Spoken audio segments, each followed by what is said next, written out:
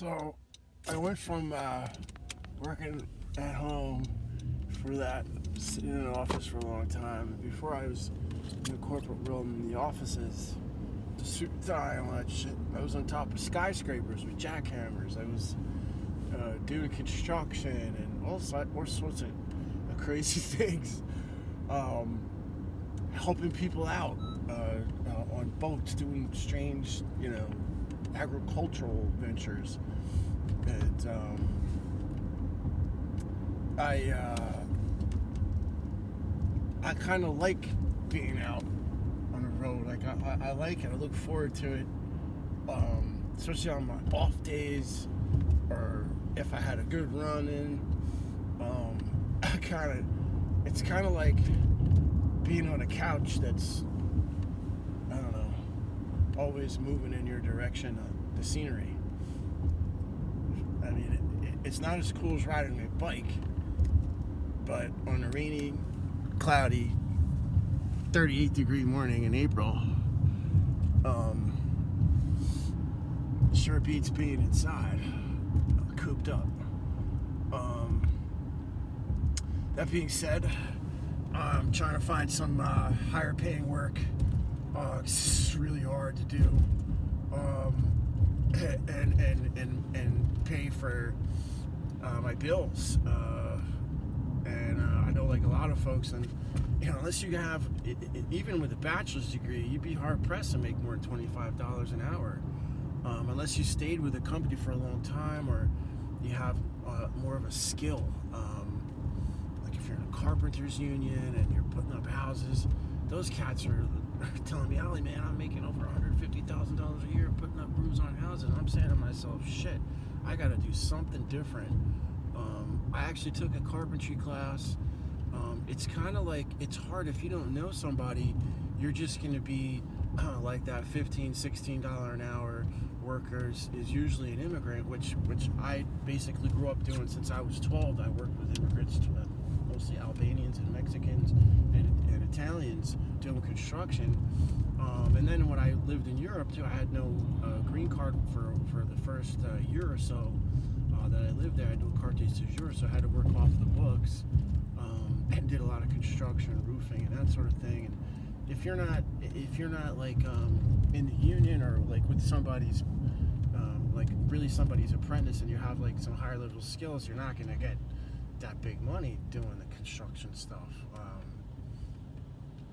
And I really don't have any family to speak of per se who could kind of give me a foot in the door. I once asked my cousin to write me a letter of recommendation. She just never bothered.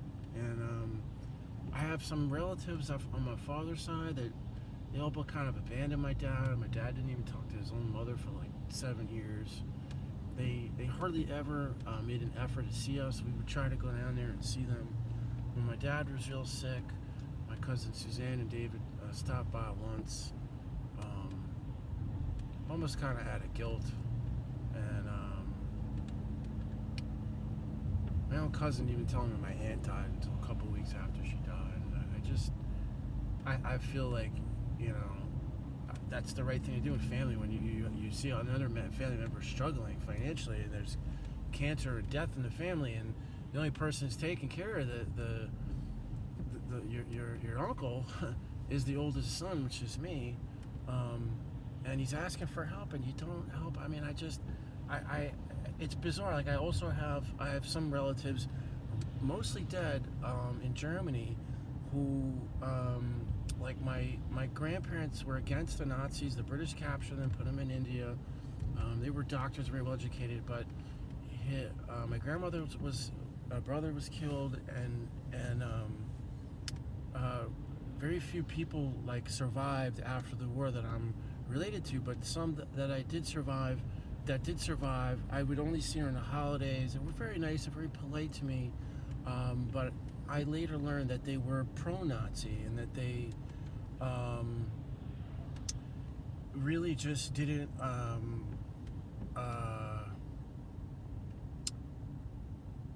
they showed up like for the holidays, like my grandfather's big birthdays, and for his like fraternity, but there was a big disconnect and a schism over that because they came back to war torn Germany and it's all these horrible things, and yet here were some relatives who were fairly well off and who were not killed, and because they were so wealthy, I have aristocracy, royal blood, they managed to just sort of melt into the woodwork of upper class Germany, and they had like a disdain over the fact that I was American, and never did I receive really any financial support from them.